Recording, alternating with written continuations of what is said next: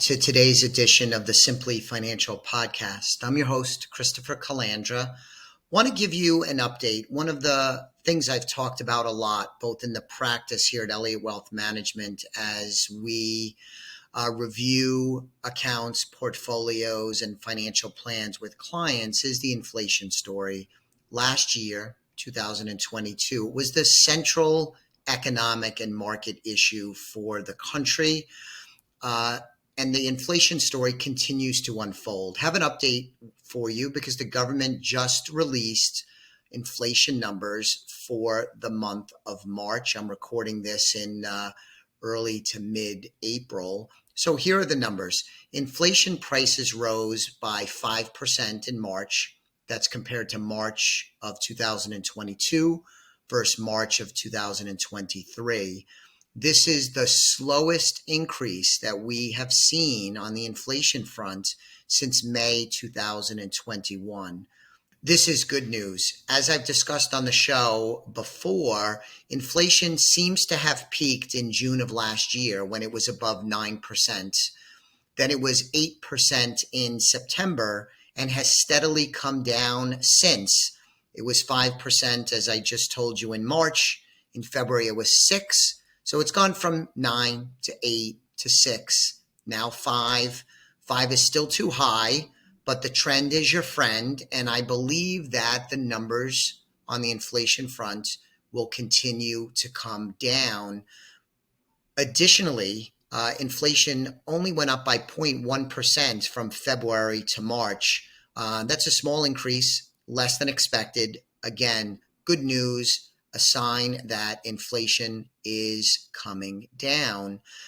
Our base case, my base case, and I've shared this on the show in previous episodes, has been that inflation would come down faster than a lot of people had been bargaining for.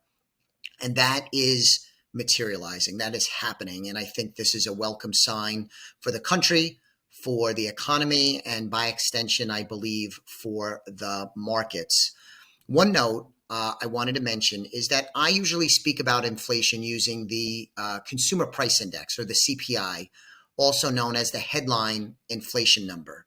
But let's just talk a little bit behind the curtain, because this number, the CPI, the headline inflation number, is the one that's used most commonly in reporting, what you would read about, what is discussed in the town square.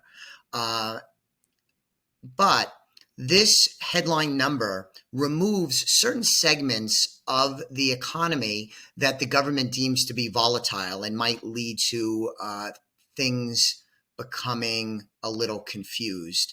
Now, they've done this for a while, and there are varying opinions on whether this is fair or not, or an accurate representation or not, but it has been pretty consistent. It's not like it's something that the Biden administration just instituted. This has gone on for a long time. So the number I just gave you, the 5% increase from March of last year to March of 2023, accurate number as reported by the government. But it removes some volatile sectors like energy and food prices.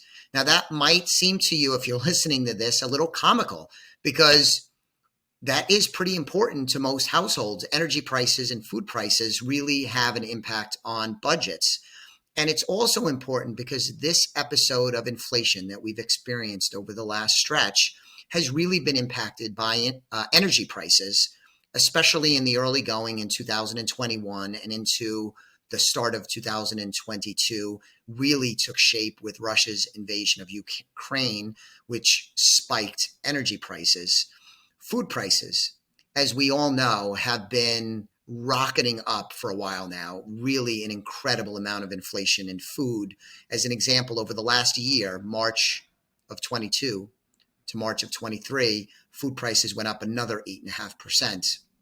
That's on top of, I don't remember what the number was, a very healthy, well, let me not say it that way, a very high inflation rate for food from March of 21 to March of 22. So it really has been a strong 2-year trend.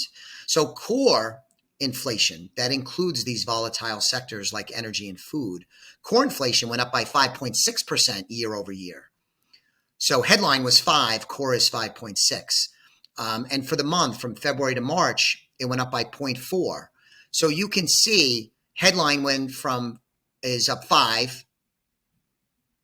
The core went up 5.6, and month to month, February to March, headline went up by 0.1, core went up by 0.4. So core inflation is coming down slower than headline inflation.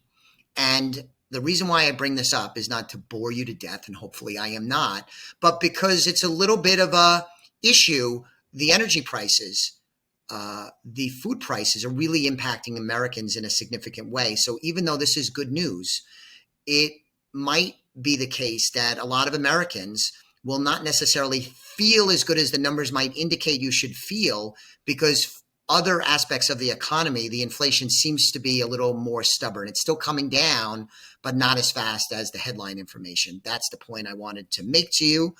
I do think that inflation will continue to come down. The work that the Federal Reserve has done will have the desired effect.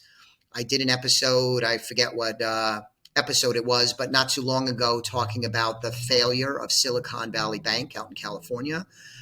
Most people, including me, that will help with inflation, not in a way we would want to sign up for, but will be disinflationary. So I think that we are in good shape to tame inflation. 5 is still too high, but really, really big time progress since June of last year when it was over 9%. So that's my message for you today. If you have any questions about this, please reach out. You could go to the Elliott Wealth website, sign up for a complimentary consultation, or if you're already a client, give us a call, email. We'd love to speak with you about this further. If you have any thoughts or questions, I will be back with you on the next episode of the Simply Financial podcast very soon. Thanks for listening to today's episode. The views expressed are not necessarily the opinion of SagePoint Financial Incorporated and should not be construed directly or indirectly as an offer to buy or sell any securities mentioned herein. Investing is subject to risks, including loss of principal invested. Past performance is not a guarantee of future results.